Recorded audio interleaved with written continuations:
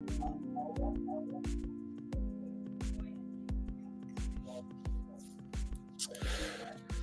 va être l'heure. Bonjour à tous, bienvenue dans ce webinaire sur comment publier sur LinkedIn, les différents process et outils pour ne pas s'épuiser. J'animerai aujourd'hui ce webinaire avec Guillaume sur ce qui va aujourd'hui nous parler du coup de ces différents éléments. Notre objectif aujourd'hui, c'est vraiment que vous compreniez plus en détail les différents enjeux et les différentes thématiques qui sont abordées pour la partie publication sur LinkedIn. On a eu des deux épisodes précédents. Sur le premier épisode, qui était parti sur la transformation de votre profil, et deuxième épisode sur la partie mise en place de ciblage et rédaction de messages. Aujourd'hui, on parle de publication sur LinkedIn, et la prochaine fois, dans 2 semaines, on vous parlera du coup de toute la partie du coup interaction sur la plateforme. L'objectif avec Guillaume, c'est vraiment d'arriver à couvrir l'intégralité de ces éléments d'acquisition sur la plateforme et vous faire découvrir tout ça. C'est parti. Alors on y va aujourd'hui, voilà, un de mes sujets préférés, la publication de contenu sur LinkedIn notamment, mais il y a plein de conseils qu'on va partager aujourd'hui qui seront tout à fait valables aussi sur d'autres plateformes. Peut-être Pierre-Ange, tu veux parler des différents points qu'on va aborder aujourd'hui ou moi j'y vais, non, vas-y, je continue, j'enchaîne Vas-y, je t'en prie. Sur ma lancée. Voilà, ce qui est important pour nous aujourd'hui dans ce webinaire, c'est de vous parler d'une méthode, de notre méthode qu'on applique sur lesquelles on accompagne nos clients sur la publication de contenu. Ça peut être quelque chose d'extrêmement chronophage, extrêmement compliqué. Et l'idée, c'est de vous livrer cette méthode avec des outils qui vous permettent de faciliter la vie sur cette partie-là, qui, encore une fois, est très compliqué pour beaucoup de personnes. Donc, on va regarder plein de choses aujourd'hui et on va vous aider notamment à définir aussi un positionnement, un style, ne plus être à court d'idées. Et on va vous aider aussi à transformer facilement vos idées en posts, voilà, qui seront prêtes à publier avec les spécificités que les plateformes de réseaux sociaux et notamment LinkedIn impliquent. Et voilà, l'idée, c'est que vous puissiez remplir facilement votre calendrier éditorial avec l'ensemble du process des outils qu'on va vous partager. N'hésitez pas, donc à droite, vous avez la zone de chat. N'hésitez pas à nous poser vos questions en commentaire. On y répondra soit au fur et à mesure, soit à la fin, en fonction des sujets. Mais avant vraiment de parler de contenu, je veux vraiment vous alerter sur un point. Peut-être que vous avez déjà testé des choses. Et en général, quand on pense réseaux sociaux, LinkedIn et autres, quand on pense réseaux sociaux, on pense souvent, on focalise beaucoup nos efforts sur la création de contenu, la publication de contenu. Alors, en effet, c'est ce qui vient à l'esprit le plus. C'est-à-dire qu'il faut, pour être présent, il faut que je publie du contenu. Mais attention, parce que même un bon contenu, vous allez sans doute proposer des choses très, très pertinentes. Mais attention, parce que si vous avez un profil qui n'a pas de visibilité, qui génère peu d'engagement encore, même un bon contenu, ça va être vraiment comme une belle vitrine au fond d'une impasse. Si vous n'avez pas du tout de trafic, pas de visibilité, voilà, pas de visibilité, pas de vente derrière. Donc, qu'est-ce qu'on veut dire par là? C'est que c'est super important vraiment de ne pas considérer que la création de contenu comme levier LinkedIn. D'ailleurs, je reviens sur ces aspects-là, c'est qu'il y a 4 moyens d'être visible sur LinkedIn. Le premier, le plus simple, on va dire le plus évident, c'est via la recherche. Quelqu'un cherche un directeur marketing, quelqu'un cherche un directeur financier, etc. Et du coup, c'est à travers la recherche LinkedIn que potentiellement votre profil va être trouvable. Encore faut-il que votre profil soit optimisé. Et c'est notamment un sujet qu'on a traité dans un précédent webinar, pour lequel on pourra vous partager un replay si vous êtes intéressé. Le deuxième moyen d'être trouvé, c'est notamment par votre engagement, votre participation à la plateforme, en likant, en commentant le contenu des autres, mais c'est un moyen d'être visible. Et parfois même un super contenu un super commentaire, sur le contenu de quelqu'un d'autre peut avoir beaucoup plus de visibilité qu'un super contenu que vous avez publié sur votre profil, qui lui, peut-être, n'a pas encore beaucoup de visibilité et d'engagement pour l'instant. Troisième moyen d'être visible, voilà, c'est ce dont on va parler plus particulièrement aujourd'hui, forcément en étant créateur de contenu, en publiant du contenu sur LinkedIn, c'est un moyen supplémentaire d'être visible. Et mathématiquement, après, c'est pas forcément ça dans la pratique, mais mathématiquement, plus vous publiez, plus vous augmentez vos chances d'être visible. Et le 4e point, il est super important parce que là, on a parlé de choses qui sont vraiment dans votre sens, mais après, est-ce qu'il faut attendre qu'on vienne vous chercher pour qu'il se passe quelque chose? Clairement pas. Et c'est un des points aussi qu'on adresse, nous, dans nos prestations, c'est d'aller prospecter, d'aller chercher les gens et pas attendre qu'on vienne vous chercher directement.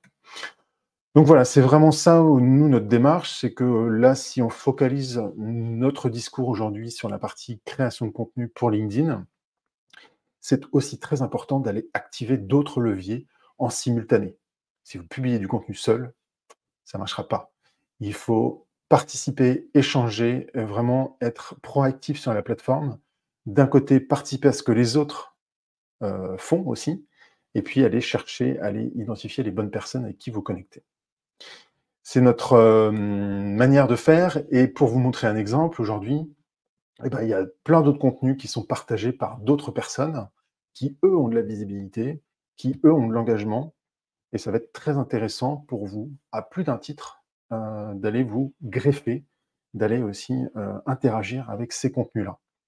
Puisque vous allez pouvoir, au travers des contenus des autres, découvrir des sujets qui génèrent de l'intérêt, qui suscitent de l'intérêt, et vous allez pouvoir trouver, à travers ceux qui likent et qui commentent, un réservoir potentiel de prospects, de contacts qui peuvent être intéressants pour développer votre activité.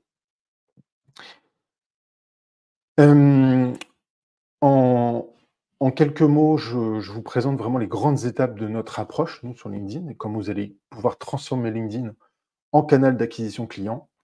Et vraiment, on revient en amont, c'est-à-dire qu'il faut définir au départ, justement, son écosystème. Je vais revenir sur ce point-là dans une seconde. Il faut aussi trouver, identifier son positionnement. Et là, je ne parle pas que d'un positionnement stratégie éditoriale contenu, mais je parle d'un positionnement par rapport à votre offre de service. L'optimisation du profil LinkedIn, j'en ai parlé brièvement tout à l'heure, mais c'est aussi votre page de vente. C'est l'endroit, avant d'aller peut-être sur votre site web, avant de vous contacter, c'est l'endroit où les gens vont vous commencer à vous découvrir un peu plus. Donc, il ne faut vraiment pas se louper sur ce profil LinkedIn. La quatrième étape, c'est la prospection. Voilà, ne soyons pas passifs, mais vraiment proactifs, aller chercher les bonnes personnes, aller rentrer en contact avec les bonnes personnes. Et c'est un sujet notamment sur lequel Pierre-Ange a eu l'occasion de présenter tout un process il y a quelques semaines. Là aussi, il y a un replay qui est disponible si vous êtes intéressé. La 5e étape, c'est la routine d'engagement. C'est ce dont je parlais tout à l'heure. C'est que on ne va pas être sur juste... Il faut que ce soit un échange. En fait, on est sur un réseau social. Donc, du coup, si vous cherchez à obtenir de l'engagement sur vos contenus, il faut en donner aussi en retour. Voilà. Et dernier point, et c'est ce qu'on va voir en détail aujourd'hui, c'est la stratégie éditoriale, la publication de contenu. Mais je ne peux pas parler de stratégie éditoriale si je ne vous explique pas un peu plus en détail les éléments qui sont les fondements pour pouvoir développer cette stratégie. Donc, j'ai déjà commencé par l'écosystème. Voilà pourquoi nous, on l'appelle écosystème. Je vais vous l'expliquer dans un instant. Mais si on est dans la logique de contenu, on va peut-être plus parler d'audience. En tout cas, à qui vous allez vous adresser, globalement. Et c'est ça qui va être très important d'identifier. Et l'erreur qu'on fait trop souvent, c'est de se focaliser que sur les prospects. Non, c'est beaucoup plus large que ça. Au-delà des prospects, il y a déjà ces prospects travaillent avec d'autres personnes, que ce soit des concurrents ou des partenaires potentiels, ou en tout cas en amont ou en aval de votre prestation de service, vous allez proposer autre chose. D'autres personnes proposent déjà des choses, sont déjà en contact. Donc, c'est des possibles partenaires qui, eux, ont peut-être déjà de la visibilité sur votre cible. Il va y avoir aussi les influenceurs, les relais d'opinion, qui, eux, ont déjà beaucoup de visibilité auprès de votre cible. Donc, il va vraiment être important de s'attacher justement à ces personnes-là pour profiter de leur visibilité. Les concurrents, j'en ai parlé à l'instant. Et puis, vous avez tout un réseau, on va dire, de support, des anciens collègues, un réseau pro, des clubs, voire même des amis, de la famille, qui vont pouvoir aussi vous aider, même s'ils sont très éloignés de vos sujets d'expertise, de votre secteur d'activité, mais on va pouvoir participer, vous aider aussi à sortir un petit peu du lot, notamment sur la publication de contenu. Donc cet écosystème, et qu'est-ce qui va être intéressant après derrière? Mais c'est justement, c'est là que vous allez pouvoir mettre en place la partie engagement. Si vous voulez de l'attention, si vous voulez des réactions sur vos contenus, euh, bah, voilà, un des premiers points à mettre en place et de manière durable, c'est aussi d'interagir avec le contenu des autres. Déjà, voilà. Et donc, un conseil qu'on vous donne à ce niveau-là, c'est même si vous ne publiez pas encore de contenu, il y a quelque chose qui est très simple et très efficace, très puissant déjà à faire, c'est de vous installer un peu comme cette habitude qu'on devrait tous avoir pour être en bonne santé, mais c'est la bonne santé sur LinkedIn avec les 5 fruits et légumes, ben, ce serait d'aller commenter et liker régulièrement, chaque jour, idéalement, les contenus des bonnes personnes dans l'écosystème qu'on vient d'identifier. Voilà. Et c'est comme ça que, au-delà de la publication de contenu, tous ces engagements-là, ces micro-engagements que vous allez réaliser chaque jour, vont tisser justement une petite toile qui va faire comprendre, notamment à l'algorithme de LinkedIn, à qui vous vous adressez et quelles sont les relations, et donc sur quelle toile doit être diffusé le contenu que vous allez bientôt publier. Voilà.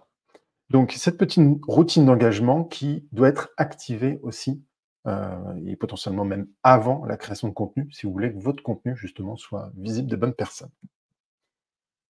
Avant de rentrer dans le détail, on va se présenter. Moi je suis Guillaume Tessier, donc ça fait un petit moment, si je parle que de LinkedIn, mais ça fait un petit moment que j'utilise LinkedIn, soit à titre personnel, soit pour le compte des entreprises pour lesquelles j'ai pu travailler. Ça fait 4 ans maintenant que je suis directeur marketing externalisé. Et je l'ai été pendant un certain nombre d'années pour d'autres sociétés en tant que salarié.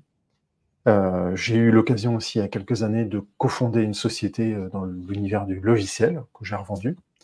Et à chaque fois, dans toutes ces opportunités-là, le développement de l'activité des différentes sociétés est passé énormément par l'utilisation via mon profil LinkedIn, mais aussi ceux du dirigeant et de personnes clés dans l'entreprise. Voilà.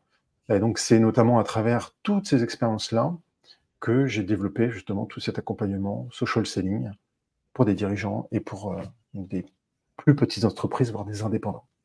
Voilà. Et sur vraiment cette partie spécifique du contenu, notamment, aujourd'hui, j'ai accompagné plus de 50 personnes, énormément de contenus qui ont été créés, co-créés, et énormément de vues qui ont été générées sur ces différents contenus.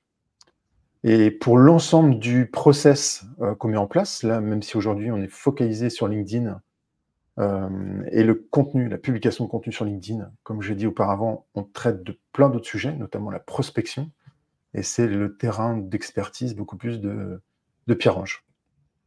Donc moi, je Pierre-Ange Semarin, je travaille sur de l'acquisition client, donc sortante, prospection depuis maintenant plus de 4 ans et demi, accompagné plus de 150 entreprises sur ces différents éléments, et vraiment une référence de vente sociale sur LinkedIn.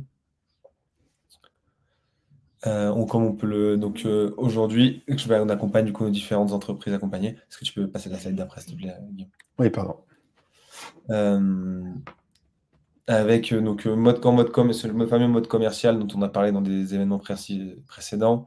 Donc, ces 12 derniers mois, c'est plus de 80 partenaires qui nous font confiance, plus de 1500 séquences de messages rédigés pour nos partenaires, avec l'objectif clairement identifié de comprendre les enjeux métiers de vos cibles et de les engager par des ressources. Ce qu'on est en train de parler aujourd'hui avec Guillaume sur la création de contenu, c'est vraiment de mettre en avant votre expertise. Il vous en parlera plus en détail. Et vraiment, l'objectif aussi de cette partie prospection a changé sur LinkedIn ces dernières années. Ça fait 6 mois, 1 an que ça va de plus en plus dans ce sens-là. De plus en plus engager vos différentes cibles par du coup des ressources. Plus de 180 000 personnes contactées, 3500 leads générés, plus de 10 millions d'euros de pipeline pour nos différents partenaires. Voilà, donc Tu as des résultats aussi un peu plus... Des résultats de manière un peu plus précise, en moyenne pour nos différents partenaires et clients. On voyait sur ces 6 derniers mois, on a contacté plus de 50 000 personnes pour eux. Ces 50 000 personnes, ça représente à peu près entre 400 et 600 personnes par client. Sur l'exemple de 400, ça représente 200 nouveaux contacts, personnes qui font partie de votre réseau et qui sont votre cible. 66 personnes qui répondent à vos différents messages. Et on prend environ 11 personnes intéressées tous les mois. Voilà un petit peu ce que ça peut donner. Super, donc n'hésitez pas à nous poser des questions, bien sûr dans la zone des commentaires, et puis on va commencer vraiment sur la partie contenu, avec notamment une problématique qu'on nous remonte souvent, qui est j'aimerais bien publier, mais concrètement, je ne sais pas de quoi parler. On est tous confrontés à ça à un moment, et c'est pas un manque d'expertise, un manque d'expérience, mais c'est plus que des fois, on ne sait pas par où commencer. Sur notamment cette prise de parole et prise de parole sur les réseaux sociaux. Et finalement, on se rend compte que c'est pas tant que les gens ne savent pas de quoi parler, voilà, les gens ne manquent pas d'idées, mais ce qui les bloque, c'est notamment un manque de focus, un manque de spécificité. Qu'est-ce que j'entends par là? C'est que si vous prenez cet exemple-là, qui n'a rien à voir avec le B2B, mais c'est juste pour l'exemple, voilà, si demain je devais créer un contenu qui parle des 10 tendances décoration d'intérieur en 2023, mais du coup je me bloque un peu moi-même parce que c'est extrêmement générique. Est-ce que je parle de décoration d'intérieur pour la ville, pour la campagne? Est-ce que c'est pour les petits budgets, pour ceux qui n'ont pas de problématique de budget? Est-ce que je parle d'un style particulier ou d'influence particulière? Est-ce que les tendances en décoration d'intérieur, est-ce que je vais parler de couleurs, de forme, de matière, de mobilier, d'une pièce en particulier? Voilà. Vous vous rendez compte qu'en fait, oui, une fois que j'ai fait ces 10 tendances de décoration d'intérieur et que c'est super générique, du coup, je suis un peu bloqué parce que j'ai plus grand-chose à dire. Mais si je le prends, si je le saucissonne, entre guillemets, du coup, je vais pouvoir multiplier mes contenus par facteur 48 en l'occurrence ici. Et si je reprends la localisation, je vais pouvoir faire les tendances de la déco pour les villes, pour les appartements, pour la campagne, etc. Vous avez compris le principe. Ici, je vais pouvoir décliner en fonction des différentes tendances, des formes, des couleurs, etc. etc. Et là, j'ai plus un contenu, mais fois le nombre, j'en retrouve beaucoup plus et je peux tenir quasiment toute l'année avec ces contenus-là. Donc c'est vraiment ça aujourd'hui qu'on va voir ensemble, et c'est notamment comment définir son positionnement. Déjà, on va commencer par là, parce que du coup, il faut être, avant même d'arriver jusqu'au contenu, il faut être aussi extrêmement spécifique dans ce qu'on propose, déjà extrêmement clair dans ce qu'on propose. Et je proposais juste un petit exercice, et peut-être que justement ce soir, quand on aura fini ce webinaire et qu'il sera temps de rentrer chez vous, c'est de réfléchir à ça quand vous allez ouvrir Netflix ce soir, dire finalement, pensez à ce que vous regardez habituellement sur Netflix. Est-ce que vous êtes plutôt sur des films qui racontent des histoires? Est-ce que vous êtes plutôt sur des documentaires, de l'humour, de l'action, etc. Et ce qui va être intéressant ici, c'est de vraiment se poser la question de qu'est-ce qui vous fait vous poser des questions? Qu'est-ce qui vous fait vraiment, qu'est-ce qui vous intéresse? Quelle est la manière dont on vous raconte quelque chose et qui vous intéresse? Et c'est certainement ces éléments-là qui vont vous permettre d'identifier justement peut-être un style de contenu que vous aimez lire aussi, et un style de contenu peut-être que vous seriez plus à même de produire demain. Et pourquoi je parle de ça? Parce que quelque chose qu'on ne vous représente pas souvent, c'est notamment cette cartographie des créateurs de contenu, et comment vous allez vous positionner un peu sur des axes, notamment par rapport au côté fait. Voilà, je vais présenter des faits, je vais partir de faits, et en fait après je vais potentiellement pas du tout partir de faits, mais je vais aller chercher beaucoup plus l'émotion. Ou l'autre axe qui est, je vais parler de choses de manière très politiquement correcte, ou au contraire, je vais aller chercher l'extrême, qui va être d'aller chercher un peu la polémique. Voilà. Et finalement, en fonction du positionnement que vous allez prendre, d'un côté, vous allez pouvoir être plutôt celui qui raconte des histoires, le storyteller. De l'autre, à l'extrême inverse, où vous n'allez pas du tout chercher l'émotion, vous allez partir de faits et vous restez sur quelque chose d'assez politiquement correct. Ça va être plutôt le scientifique, par exemple. Celui qui va partir des faits, mais qui va potentiellement aller chercher un peu plus les vues, voilà, bah, c'est le journaliste, etc.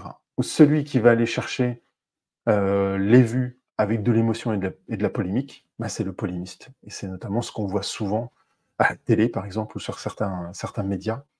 C'est les contenus, en tout cas, qui génèrent le plus de vues. Et le consultant, en général, va être pas que dans les faits, ou certains vont être très dans les faits, d'autres un peu plus dans l'émotion, en fonction de la spécificité. D'autres vont être, ou la majorité, on peut dire même, qui vont être extrêmement politiquement corrects, et d'autres vont essayer d'aller chercher un peu plus des sujets polémiques, en tout cas des manières de traiter des sujets qui vont générer un peu plus une polémique, toute proportion gardée quand il s'agit du B2B. Et vous comprenez bien qu'ici, bah voilà, le potentiel viral, il ne se situe pas trop en bas à gauche, ni même du côté du consultant. C'est quand même assez rare, en tout cas par rapport à un sujet extrêmement expert, de faire un gros buzz, d'avoir un potentiel viral sur quelque chose qu'on va proposer. Et le potentiel de viralité, il va plutôt se situer au niveau d'une belle histoire ou d'un sujet qui fait polémique. Voilà, avec aussi le côté des gens qui vont pas être d'accord. Donc c'est ça qui va susciter aussi l'engagement et l'interaction, avec potentiellement aussi les côtés négatifs que ça peut apporter, mais je ne vais pas rentrer là-dedans dans ce détail aujourd'hui. Bref, en tout cas, c'est juste pour vous donner une compréhension, en tout cas, de cette cartographie et comment vous pouvez vous positionner par rapport au sujet que vous allez aborder. Voilà.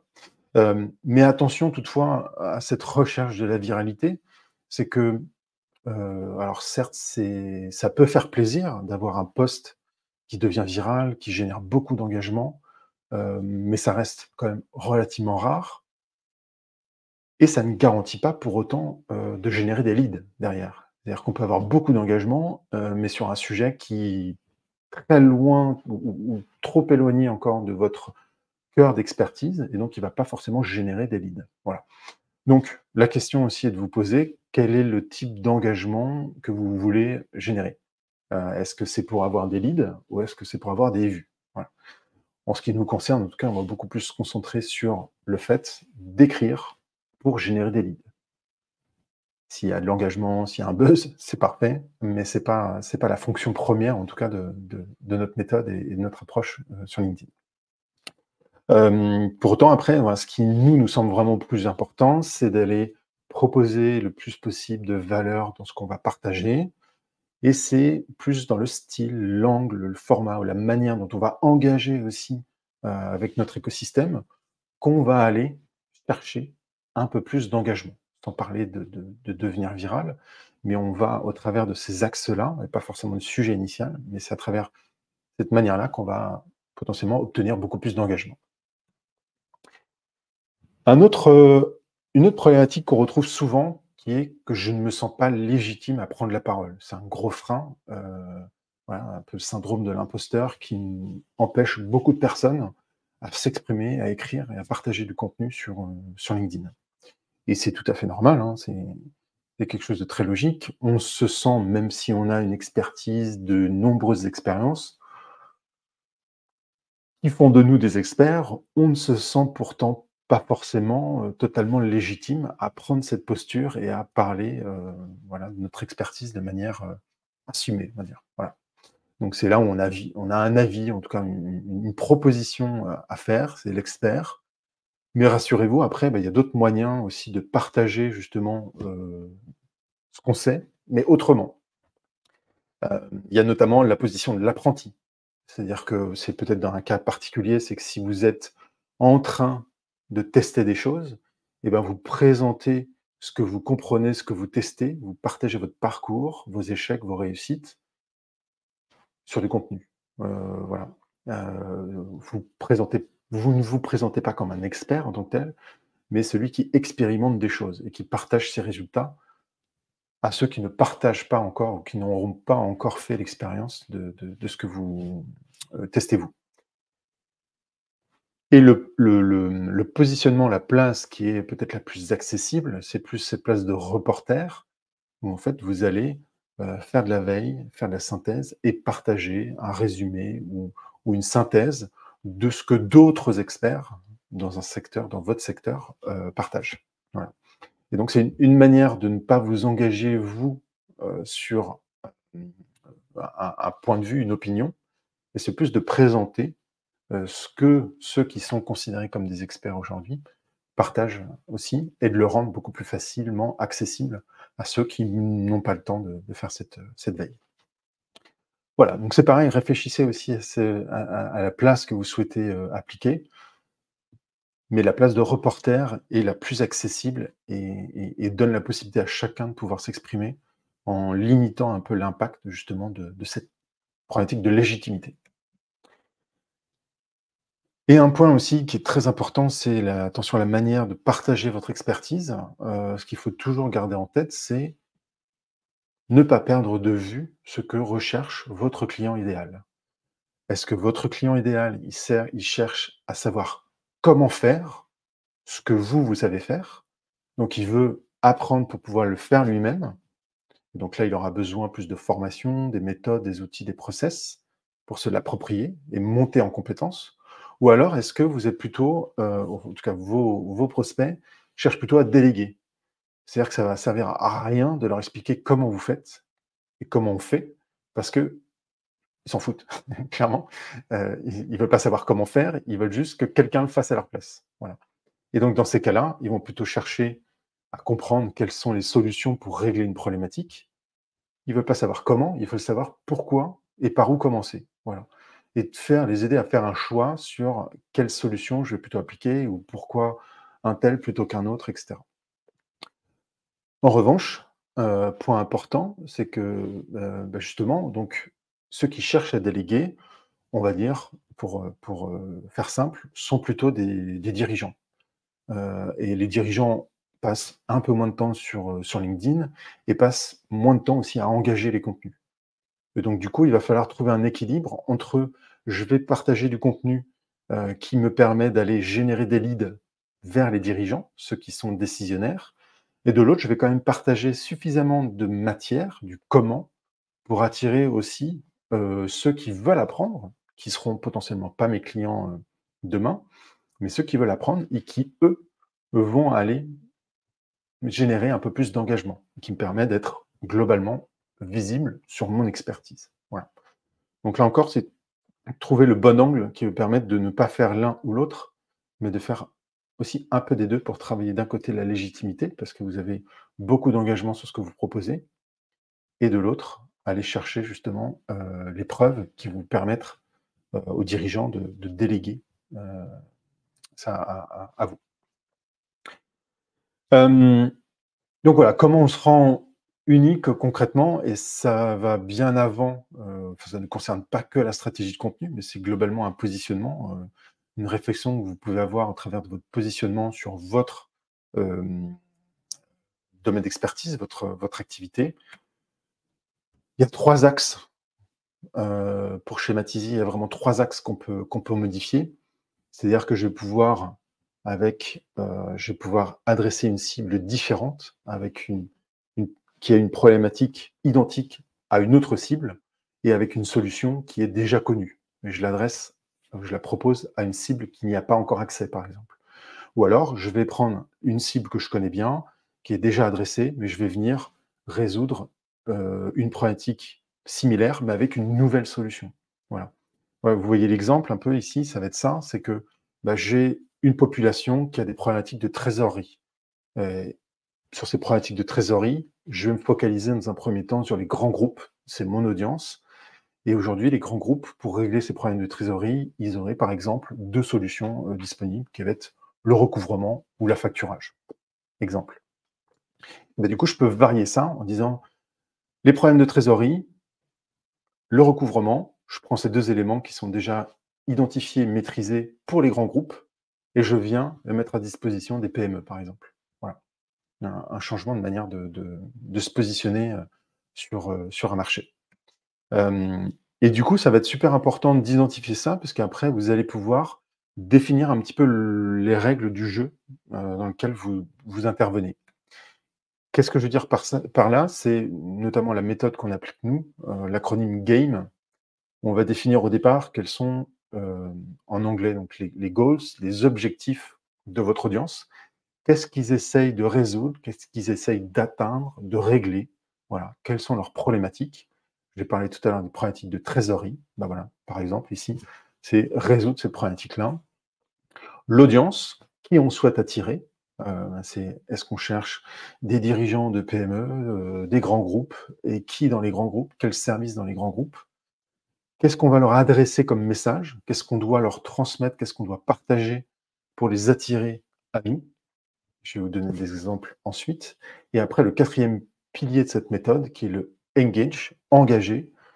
Quels canaux de communication je vais utiliser et aussi quel format je vais utiliser.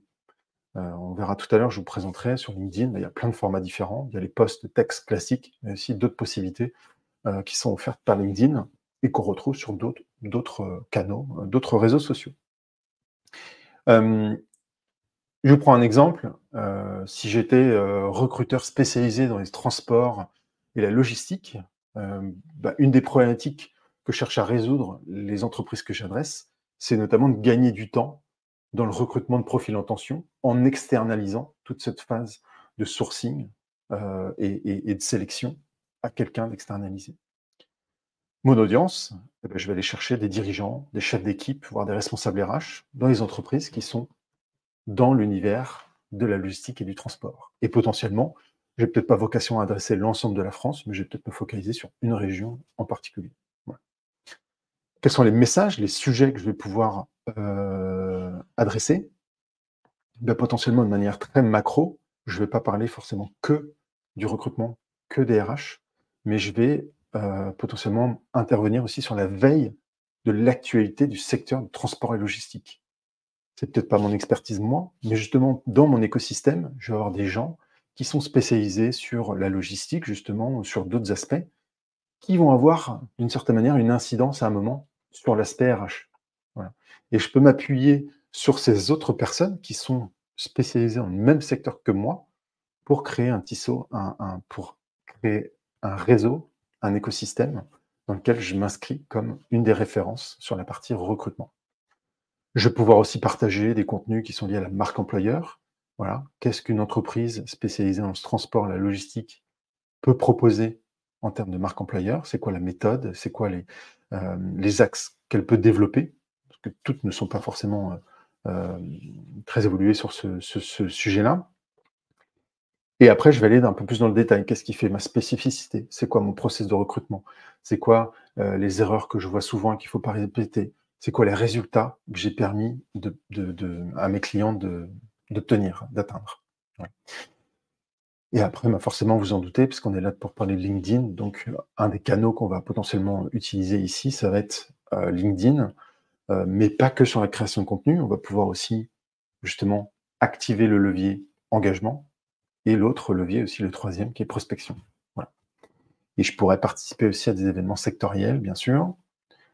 Un autre exemple, si j'étais conseiller en gestion de patrimoine, clairement, j'ai des personnes qui cherchent à être accompagnées sur la gestion de leur patrimoine. Et du coup, ça peut être très large.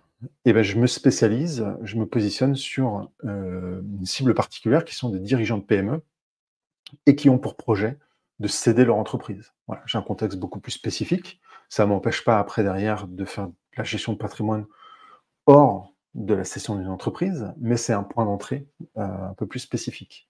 Je pourrais même le préciser encore plus parce que je n'ai pas vocation à aller sur toute la France entière. Voilà. Donc j'ai précisé beaucoup plus à qui je m'adresse derrière, en termes de contexte aussi.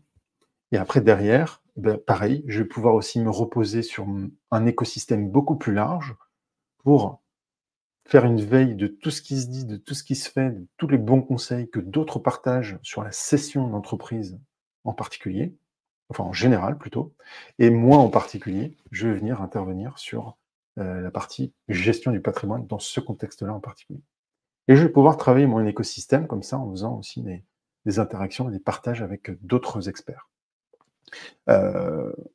Voilà des exemples ici pour ça. Et un dernier exemple qui va être le DRH à temps partagé. voilà, quelles sont les problématiques que je peux régler pour mes clients. Ça peut être de structurer les politiques RH et la mise en conformité, tout ce qui est planification de la relève, gestion des carrières, par exemple. Enfin, je ne les connais pas toutes, clairement pas, c'est pas mon sujet. Mais en tout cas, il y a plein de missions que je peux proposer à mes clients. Et donc après, bah, du coup, toute la réflexion va se faire autour de ça. Pourquoi je dois structurer les politiques RH de ma PME? Comment je dois le faire? Quels sont les bénéfices, les risques, les erreurs, et cetera, et cetera. Je vais pouvoir dérouler comme ça l'ensemble de ma stratégie. Hem Et justement pour vous aider, sur cette partie-là, donc là, on a défini votre, les règles du jeu, macro, et là, on va pouvoir, puisque vous avez un thème, vous avez des axes, qui se précisent, on va pouvoir rentrer un peu plus dans le détail, d'aller démultiplier les idées, autour de ça et d'avoir des idées extrêmement précises. L'idée, c'est pas de dire: «Comment je gère les RH d'une PME?» mais d'être beaucoup plus précis, heu, multiplier les occasions de prendre la parole. Et donc, quand on va rentrer dans le brainstorming, ce qui est super important à avoir en tête, c'est que en fait, votre rôle, votre contenu, mais sert à faire progresser votre client par rapport à notamment une maturité et par rapport à une capacité à tirer profit d'une prestation, notamment de votre prestation. Donc c'est certain qu'à un moment, bah, une fois qu'il a utilisé votre prestation entre guillemets, il a tiré bénéfice de la solution que vous lui avez apportée. Mais avant ça, il a dû comparer 2 ou 3 prestataires, 2 ou 3 solutions avant de prendre sa décision de travailler avec vous.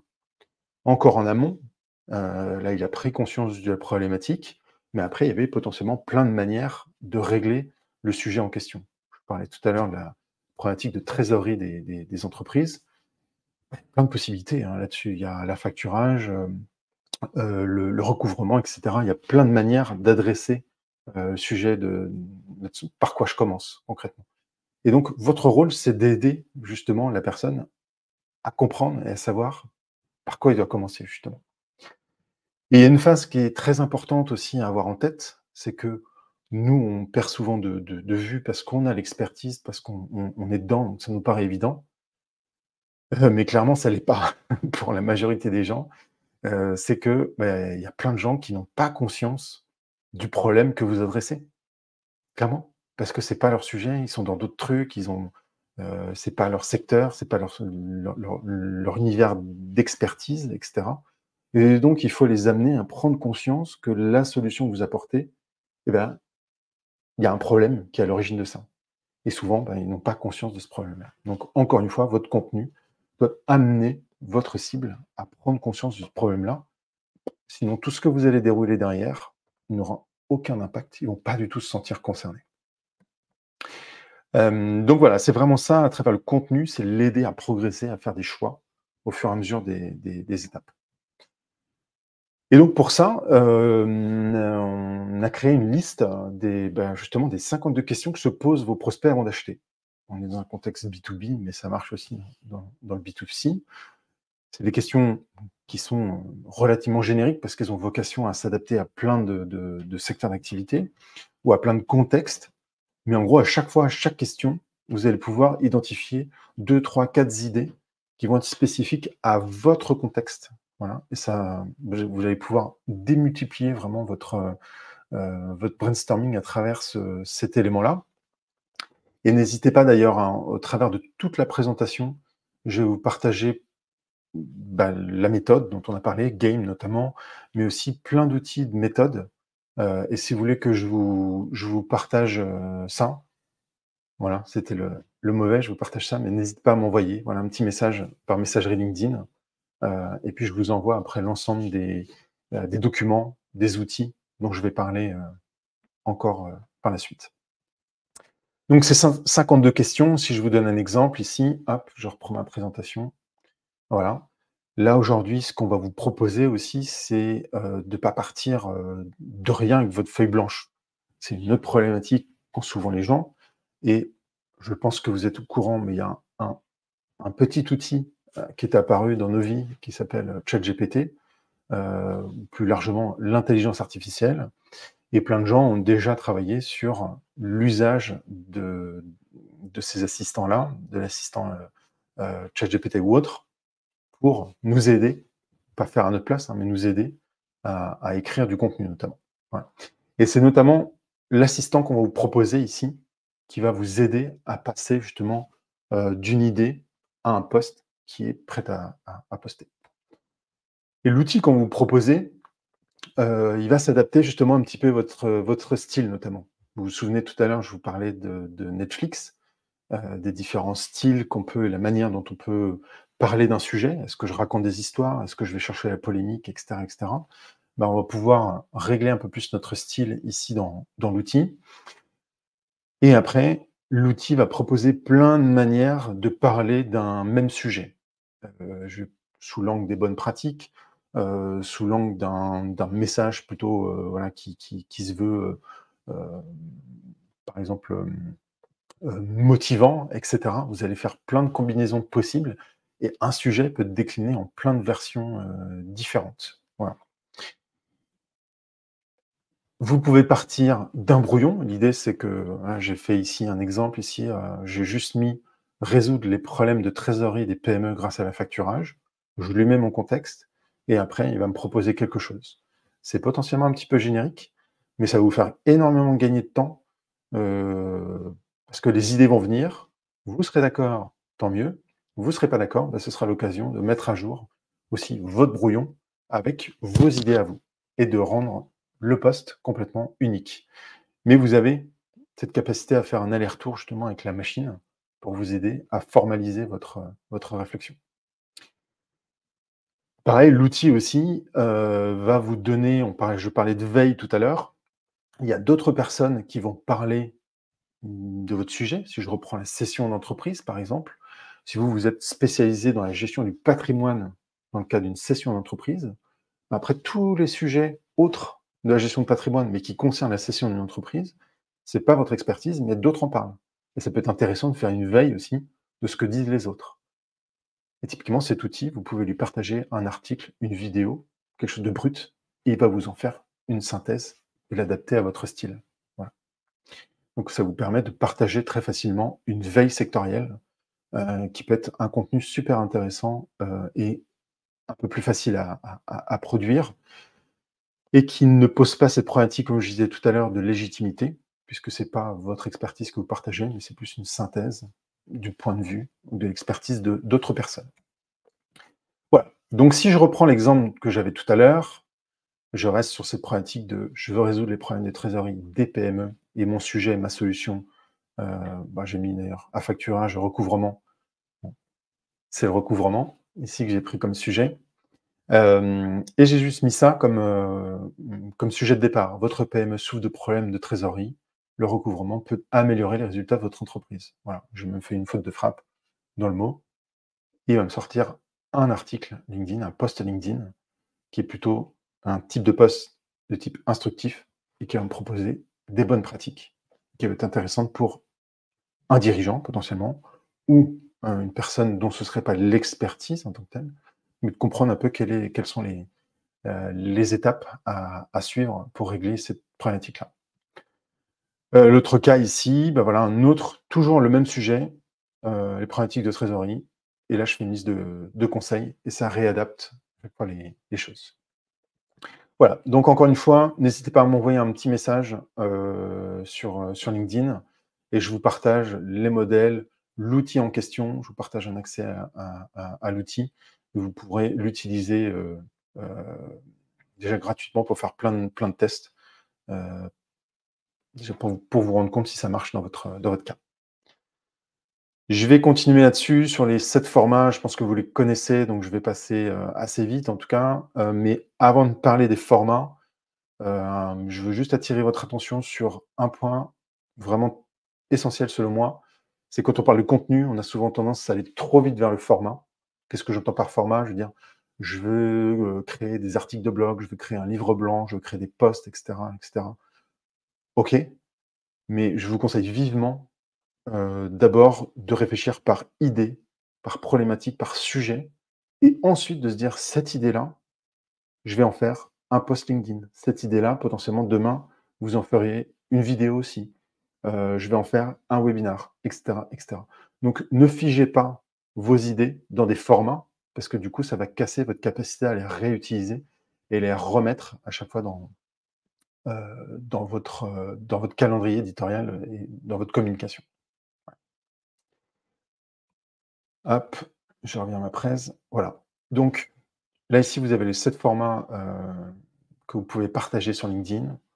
Du texte seul, texte plus image, des vidéos, documents, des articles, des sondages et des événements, comme on le fait là aujourd'hui. On est un événement live qui peut voilà, on a le format webinar que vous connaissez tous.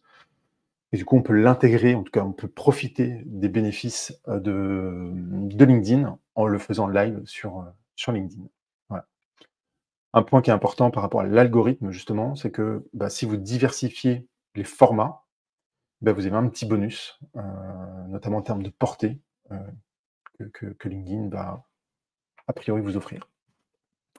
Voilà. Et qu'est-ce que c'est un post parfait sur LinkedIn? Après, ça dépend en fonction du format.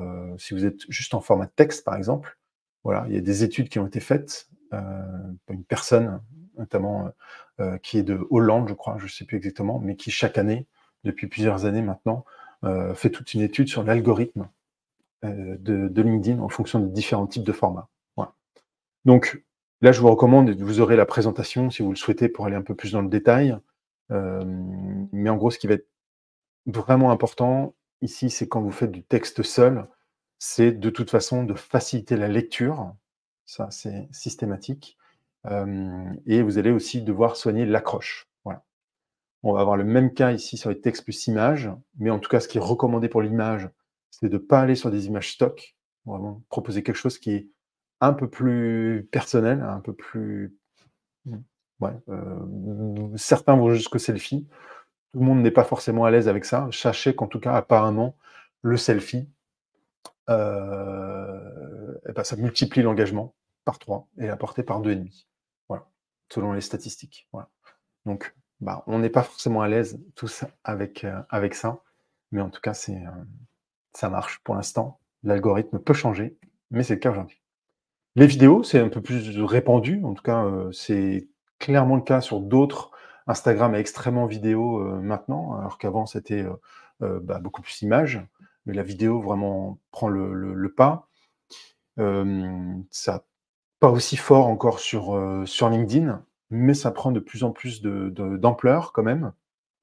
Voilà. S'il y a quelques éléments qui sont encore à recommander là-dessus, c'est que postez vos vidéos, non pas faites pas un lien vers YouTube ou autre, restez dans la plateforme, sinon vous serez pénalisé par LinkedIn. Rajoutez des sous-titres, privilégiez, a priori, puisque beaucoup d'utilisateurs sont sur smartphone, donc privilégiez le format vertical, qui sera plus adapté. Et après, c'est comme tout, hein, on a dit tout à l'heure, les posts texte, c'est les premières lignes qui sont super importantes. Et dans la vidéo, c'est les premières minutes, secondes même, qui sont les plus importantes. Voilà. Et au-delà du post, ce qui est super intéressant, c'est d'obtenir, c'est d'obtenir justement de l'interaction dans les 60 minutes qui suivent la publication. Donc, si vous publiez et pendant 60 minutes, il n'y a pas de like, il n'y a pas de commentaire, il n'y a rien, vous allez, votre post sera mort, il ne sera pas distribué à un reste du réseau. Donc, du coup, c'est encore plus important dans la notion d'engagement tout à l'heure, de dire que si je partage aussi mon engagement et j'interagis avec d'autres, ça va inciter aussi les autres à venir peut-être interagir sur mes publications également. Et les commentaires, bien sûr, sont super importants. Plus j'ai de commentaires sur les commentaires, mieux c'est. Donc plus on génère de l'engagement, de la discussion au travers des commentaires, plus le post va être remonté et poussé par LinkedIn. Et un conseil que je trouve vraiment, on s'en doute, mais bon, c'est important quand même de le préciser, mais éviter d'enchaîner les posts à faible performance. Voilà, merci, on s'en serait douté, bien sûr, c'est certain. Mais voilà, ça revient au sujet, c'est-à-dire que si vous faites juste que publier du contenu, mais que vous n'activez pas les autres leviers dont on a parlé tout à l'heure, il y a très peu de chances qu'il y ait de l'engagement. Et donc, du coup, il y a un moment où même si votre contenu est super intéressant, il ne sera pas visible. Et donc, vous serez pénalisé, alors que c'est dommage parce que vous avez un super bon contenu. Donc, voilà, encore une fois, ne faites pas que publier du contenu. Là, ici, je vous propose une structure assez classique. On doit avoir un post, on doit avoir une accroche. C'est vraiment l'élément clé de votre post. Proposer différents exemples, des éléments clés, une transition, un récapitulatif, et après, vous allez jusqu'à la conversion. Qu'est-ce que vous proposez à votre audience, à votre lecteur de faire? Soit de commenter, soit de participer, soit de réaliser une action, vous contacter, télécharger quelque chose, etc. etc. Voilà. Je vous partage aussi les différentes règles d'or de l'écriture. Donc là, ça va être une idée par poste. Ne présentez pas le pourquoi, comment, etc. dans un seul et même poste. Saucissonner, encore une fois, j'aime bien cette expression, saucissonner. Mais en tout cas, découpez vos contenus sur différents posts. Hein. Par exemple, il y en a certains qui font ça. Le lundi, vous parlez du problème, etc. Vous lissez sur l'ensemble de la semaine. Donc l'accroche, j'en ai parlé tout à l'heure. De base, on ne voit que les premières lignes de votre post et il faut faire l'action de déplier pour voir l'ensemble de votre post. Donc vraiment, c'est super important de travailler sur l'accroche derrière. Et si vous commencez par comme cher réseau, du coup, vous perdez potentiellement toute la curiosité et l'intérêt que la personne peut comprendre de ce dont vous allez parler. Voilà. Vous écrivez pour des humains, pas pour l'algorithme. C'est souvent aussi le défaut qu'on voit, mais il faut vraiment se positionner comme je veux faire plaisir, je sois utile à mon audience avant tout, et c'est ça qui va permettre justement de générer de l'engagement et donc de faire plaisir à l'algorithme par la suite, mais pas l'inverse. Écrivez comme vous parlez aussi, souvent faire on passe trop de temps à l'écriture et on fait des phrases hyper compliquées, hyper absolument pas comme on parlerait, très longues, etc. Voilà, c'est peut-être faut être assez basique sur LinkedIn, assez simple. Aussi, rajouter de l'espace dans vos publications. On voit trop souvent des pavés. Voilà, je sais pas vous, mais moi personnellement, c'est peut-être très intéressant, mais j'ai aucune envie de lire ces pavés-là, quoi. Voilà. Encore plus quand vous êtes dans un mode réseaux sociaux, donc ça doit aller vite, ça doit être facile à consommer. L'avant-dernier point, c'est donc exprimer un point de vue. Donc là, on rentre vers le mode expert. Vous avez, au-delà de parler d'un sujet, vous avez quelque chose à apporter de différent. Voilà. Et vous pouvez être très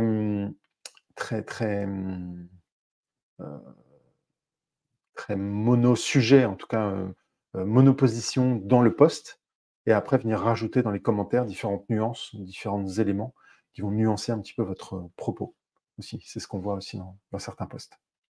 Dernier point, j'en ai parlé tout à l'heure, c'est le fait de proposer, de finir vos posts par un appel à l'action qui est différent en fonction du post potentiellement, mais on ne propose pas juste du contenu pour du contenu, il y a toujours potentiellement une suite, une action à proposer. Je vous propose encore quelques petits secrets. Voilà. N'hésitez pas à poser vos questions dans la zone de commentaires et puis on pourra revenir dessus. Les petits secrets, c'est vraiment ça, c'est que n'hésitez pas à recycler. Voilà. Vous parlez d'un sujet et comme je vous l'ai montré tout à l'heure, notamment avec l'outil qu'on va vous partager, il y a un moyen de recycler et de retraiter le même sujet sous différents angles. Il ne faut vraiment pas hésiter à le faire. Republier également un même sujet, même sans le retoucher.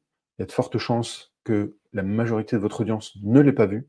Donc, dans quelques semaines, quelques mois, au cours de l'année, s'il est toujours d'actualité, vous pouvez le réutiliser. Et franchement, personne ne verra que vous l'avez déjà publié. Et le dernier point, c'est en faisant qu'on apprend. Donc, je vous invite vraiment, voilà, tous à vos posts. Commencez à écrire et vous verrez ce qui fonctionne.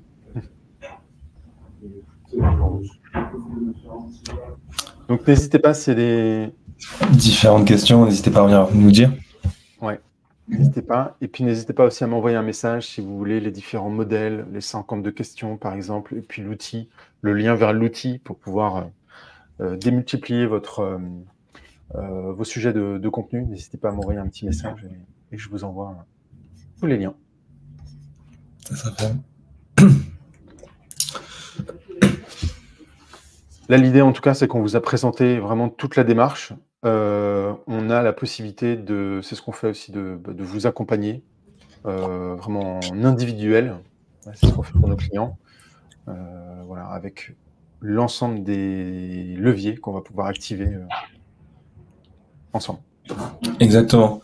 Donc en gros, là aujourd'hui, c'est vraiment l'objectif d'avoir une vision plus globale de la partie accompagnement sur comment fonctionner aujourd'hui sur la partie publication. Donc, comme on l'a dit en introduction, on a fait une autre session sur la partie transformation de profil et une autre session sur la partie prospection. Et la prochaine fois, on parlera de la partie mode supporter. Ce qui était le fait d'engager vos différentes cibles et votre écosystème par des likes et des commentaires pour se rendre visible. Mais pour reprendre les éléments de Guillaume, aujourd'hui, nous on propose un accompagnement du coup en individuel pour accompagner nos différents clients sur ces 3 grands modes: la partie créateur de contenu, la partie supporter, la partie commerciale. L'objectif, c'est quoi concrètement? C'est transformer votre profil transformer votre CV en une page de vente, qu'on comprenne clairement votre proposition de valeur et pourquoi c'est intéressant de discuter avec vous, comment les modes créateurs, comment créer en fait initialement votre écosystème en termes de transformation de votre profil, en termes de mise en place de vos ciblages, de vos messages, de vos contenus, des personnes à engager, donc comprendre un peu le mode supporter, comprendre un peu le mode commercial, comprendre un peu le mode créateur et la mise en place de stratégies d'acquisition webinaire. Aujourd'hui, nous, on accompagne nos clients vraiment sur ces 3 grandes thématiques et on vous propose du coup un accompagnement avec une section hebdomadaire en personnel pour vous accompagner suivant vos besoins de développement, à la fois sur le mode créateur, le mode supporter et le mode commercial. Donc, c'est une proposition de valeur qui est proposée à 1 200 € par mois et toutes les semaines, on fait un point ensemble.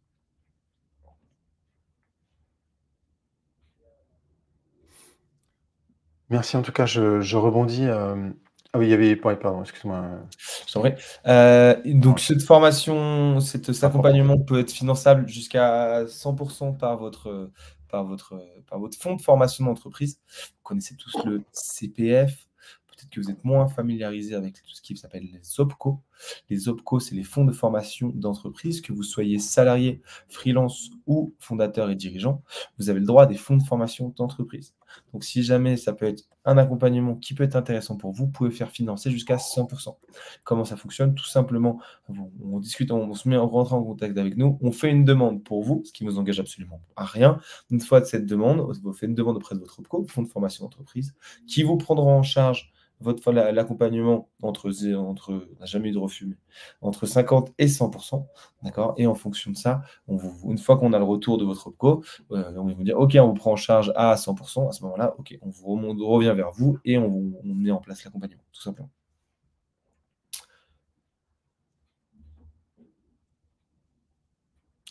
Je t'en prie. Ouais.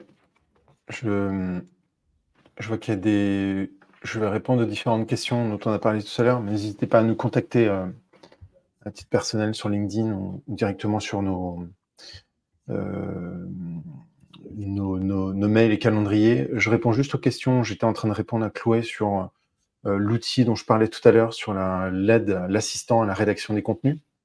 Alors pour le coup, c'est pas ChatGPT qu'on vous recommande, c'est un autre outil qui se base sur ChatGPT, mais qui est vraiment une surcouche, un outil indépendant de ChatGPT, qui a déjà d'emblée plein de prompts, une organisation faite pour LinkedIn, justement.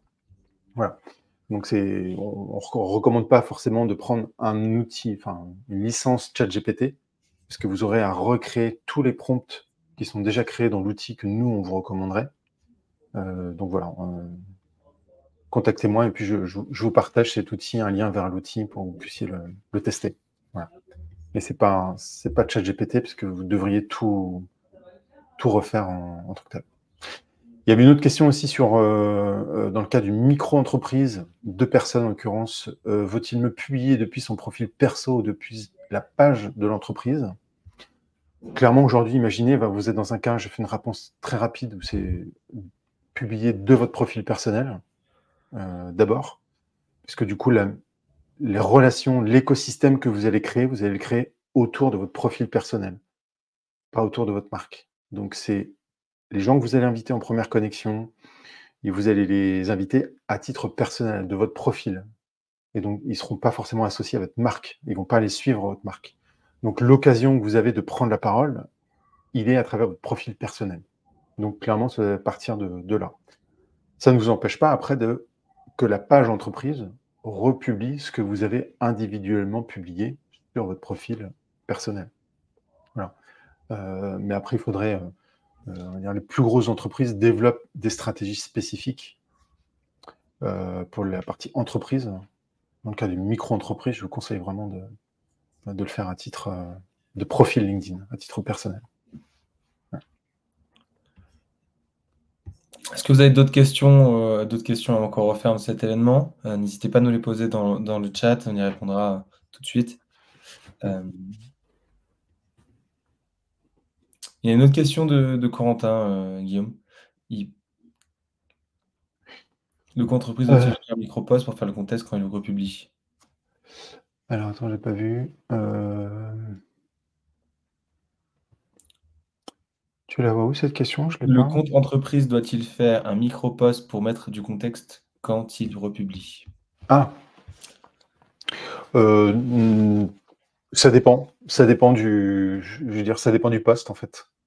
Il y a certains postes où, de toute façon, vous aurez déjà le contexte dans le message initial, donc il n'y a pas forcément besoin de rajouter quelque chose en particulier. Donc un repost brut peut suffire dans la majorité des cas, je pense. Encore une fois, ça dépend de ce que vous publiez. Dernière question peut-être? Tu peux revenir sur l'accompagnement, s'il te plaît? Ouais.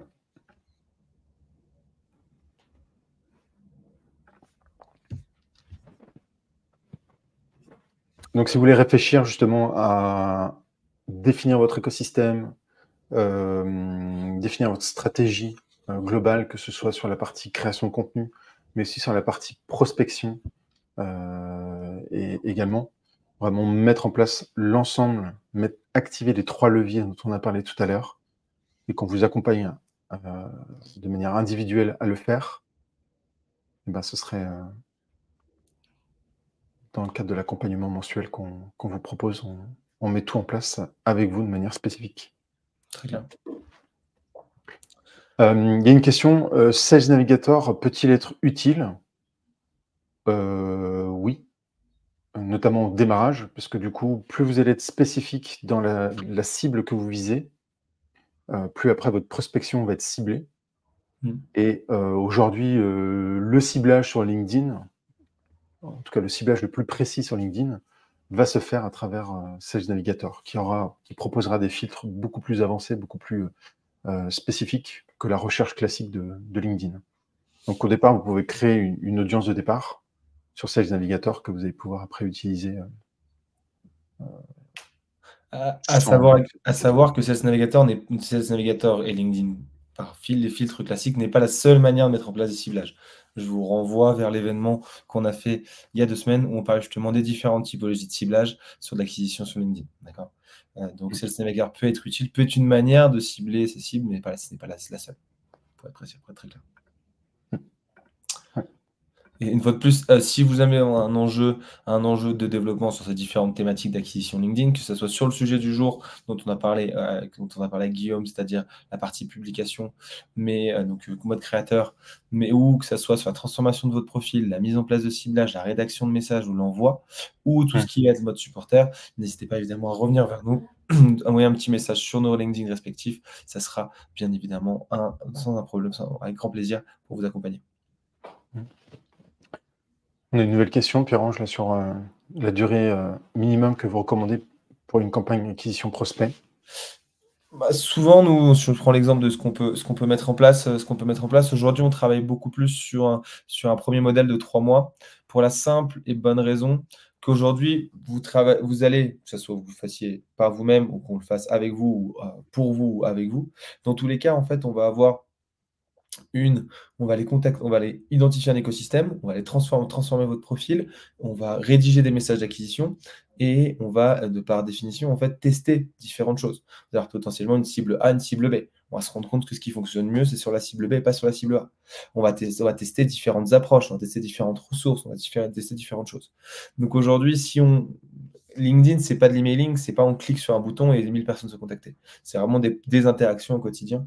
Donc nous, on vous encourage fortement à aller partir sur une première période de 3 mois ou tester par vous-même sur une période de 3 mois qui vous permet en fait d'avoir une vraie compréhension de qu'est-ce qui fonctionne pas et de pouvoir ajuster.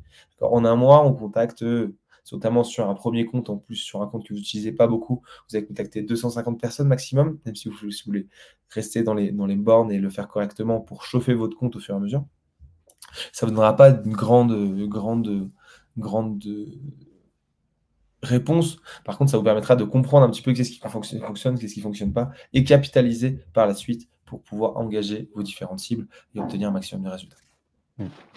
Il y a aussi un point très important aussi dans la prospection, c'est que c'est pas juste la campagne de prospection ne s'arrête pas juste au premier contact, mais la majorité des gens que vous avez contactés ne sont pas en mode achat aujourd'hui, ou n'ont pas besoin de la prestation potentiellement pour différentes raisons. Et donc aussi en fonction du cycle d'achat, le temps de signer un contrat peut être relativement long. Et donc du coup, la prospection, c'est aussi toute la partie où je vais rester en contact avec la personne jusqu'à ce que la signature se fasse et au-delà. Donc ça peut prendre, dans certains cas, des années. C'est vraiment tout le point en fait. Là, on vous parle des 3 modes créateur, supporter et commercial. C'est aussi en fait aller allier l'entrant. J'attends, je vais créer du contenu, je vais interagir avec les autres pour qu'on vous rende visible et aller vous mettre entre guillemets votre contenu et vos ressources devant les yeux de vos prospects potentiels. Donc c'est vraiment jouer sur les deux tableaux et mettre en place la partie commerciale dans une optique de contenu aussi. C'est se mettre en relation avec vos prospects et du coup qui verront en priorité vos futurs posts et vos futures interactions. Donc c'est aussi vraiment, c'est pour ça qu'on vous présente à Guillaume ces 3 grands modes et l'accompagnement qu'on propose est vraiment basé sur ces 3 grands éléments-là. C'est parce qu'en fait, vraiment, c'est ces 3 éléments-là qui vous permettent de couvrir l'intégralité de LinkedIn, de varier, d'aller mélanger du sortant pour aller trouver les personnes à qui vous voulez parler et pour qu'ils puissent consommer votre contenu par des publications et voir vos différentes interactions sur la plateforme. S'il n'y a pas d'autres questions, je pense qu'on va refermer ce live. Guillaume, qu'est-ce que tu en penses? Ouais, tout à fait. N'hésitez pas, donc encore une fois, à nous contacter via la messagerie, notamment LinkedIn. On vous enverra le replay et les différents outils dont j'ai pu parler dans la présentation avec grand plaisir. Merci à tous en tout cas pour votre attention. Et puis à très bientôt. Dans 2 semaines, on refera une nouvelle session et on sera plus spécialisé sur la partie supporter. Donc n'hésitez pas à vous joindre à nous. Ouais. C'est un plaisir qu'on vous animera à ce prochain webinaire. Les 5 fruits et légumes, comment gérer votre présence et l'interaction avec votre écosystème. Merci à tous. Merci beaucoup pour votre écoute. Merci. Au revoir. Au revoir.